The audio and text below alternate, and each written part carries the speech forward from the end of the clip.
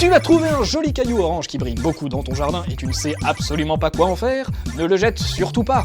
Ne perds pas une seconde et contacte-nous en envoyant Thanos, T-H-A-N-O-S, par SMS au 0892 892 892. Ne t'inquiète pas, nous, on saura en faire très bon usage.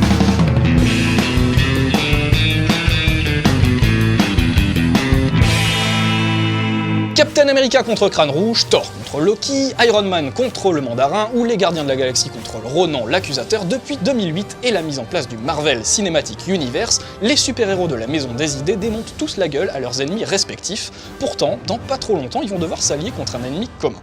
Cet ennemi commun, c'est Thanos, le grand monsieur violet que vous voyez assis juste derrière moi. Bon alors bien sûr, si vous êtes un fan de Marvel digne de ce nom, vous savez déjà de qui il s'agit. Si par contre, vous n'avez vu qu'un film par-ci par-là avec votre neveu qui vous a traîné de force au ciné en costume de Spider-Man, on va vous rappeler vite fait de qui il s'agit. Thanos, que l'on surnomme aussi le Maître, l'autre ou encore le Titan Fou, est l'un des plus grands méchants de l'univers Marvel et pourrait bien constituer l'ultime menace qu'auront à combattre les Avengers au cinéma, où il est incarné par Josh Brolin. Pour le moment, on ne l'a aperçu qu'à 3 reprises sur grand écran, à la fin du premier Avengers, où il tournait la tête, dans les Gardiens de la Galaxie, où il restait assis sur son trône spatial, et à la fin d'Avengers 2, où il était tellement en pétard qu'il se levait de son trône, ce malade, avant d'enfiler le gant de l'infini. Le gant de l'infini, du coup, on en parle ? Le truc à savoir, c'est qu'il s'agit de l'artefact le plus puissant de la mythologie Marvel et qu'en l'utilisant, vous pouvez, en gros, dominer l'univers. À une seule petite condition, arriver à combler ces 6 réceptacles avec les 6 pierres de l'infini. Mais je vais tout de suite céder la parole à ce bon vieux collectionneur parce que c'est quand même lui qui en parle le mieux. Sachez, mes nouveaux amis, qu'avant la création de l'univers, il existait 6 singularités. Puis, dans une explosion, l'univers est né. Et les restes de ces systèmes ont été fondus, concentrés et ensuite moulés en autant de lingots. Les pierres d'infinité.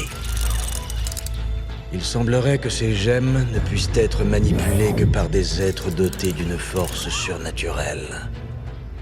Voyez plutôt.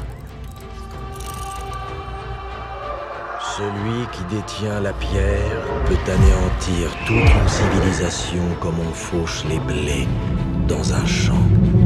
Pour résumer, les 6 pierres de l'infini, c'est un petit peu comme l'anneau unique de Sauron, sauf qu'il y en a 6. Ce qu'il faut retenir, c'est qu'on est déjà bien balèze quand on arrive à en réunir une ou deux, et qu'on est carrément invincible quand on parvient à choper les 6. Exactement ce que Thanos essaye de faire. Et il ne devrait pas tarder à réussir si on en croit le titre du prochain Avengers, qui doit sortir dans les salles le 25 avril 2018, et qui se nomme donc Infinity War, la guerre de l'infini, rapport aux 6 pierres de l'infini, vous l'aurez compris. Des pierres que les scénaristes du Marvel Cinematic Universe ont pris grand soin de disséminer dans tous leurs films.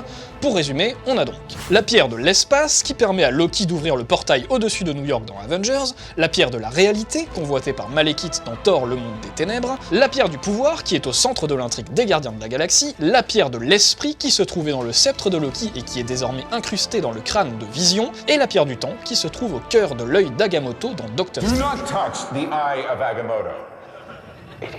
Ben, ça fait 5, du coup il en manque une, la pierre de l'âme, mais où peut-elle se trouver? C'est là que les théoriciens entrent en jeu, et justement, selon l'hypothèse avancée par un certain Justin Ryan Short sur le site comicbooks.com, cette dernière pierre, depuis 2 millions, se trouve littéralement sous nos yeux, ou plutôt dans les yeux de ce mec-là, Heimdall, le gardien du Bifrost, incarné par Idris Elba dans Thor. Pas de panique, on vous explique. Ainsi que le rappelle notre ami Justin Ryan Short dans sa théorie, Heimdall est un personnage de la mythologie nordique auquel Odin lui-même a offert la vue. Dans le film Thor, ses yeux sont orange, exactement de la même couleur que la 6e pierre de l'infini, et il affirme être capable de voir toutes les âmes dans les 9 royaumes. Enfin, il apparaît sans ses yeux dans le rêve que fait Thor dans Avengers 2, comme si on les lui avait volés. Du coup, vous l'avez compris, la 6e et dernière pierre de l'infini pourrait très bien se trouver dans les prunelles de Heimdall, à moins que, deuxième hypothèse, elle ne soit en fait détenue par la dénommée Hela, déesse des morts qui sera incarnée par Cate Blanchett dans Thor Ragnarok. Quoi qu'il en soit, le possesseur de cette dernière pierre de l'infini a certainement un prénom qui commence par la lettre H. Pourquoi la lettre H? Eh bien tout simplement parce que selon une deuxième théorie très populaire sur le net, les initiales des artefacts qui contiennent les 6 pierres forment en fait un mot très précis. Allez, on récapitule. Le Tesseract pour la pierre de l'espace, qui nous donne donc la lettre T, le H de Heimdall ou de Hela pour la pierre de l'âme, un A pour l'Aether qui contient la pierre de la réalité, la pierre du temps est suspendue à la chaîne d'un collier, en anglais necklace, ça nous donne donc la lettre N, on a ensuite la lettre O pour la mystérieuse orbe qui contient la pierre du pouvoir dans les Gardiens de la Galaxie, et enfin la lettre S pour le sceptre de Loki dans lequel se trouve la pierre de l'esprit. T-H-A-N-O-S, Thanos, c'est QFD. Vous l'avez compris, une fois assemblées, les 6 pierres de l'infini représenteraient en fait les 6 lettres qui composent le nom du titan fou qui cherche à leur mettre la main dessus. Quoi qu'il en soit, on en saura forcément beaucoup plus en novembre prochain grâce à Thor Ragnarok, juste avant l'affrontement contre Thanos dans Avengers Infinity War qui enverra forcément du lourd, et ça c'est pas une théorie.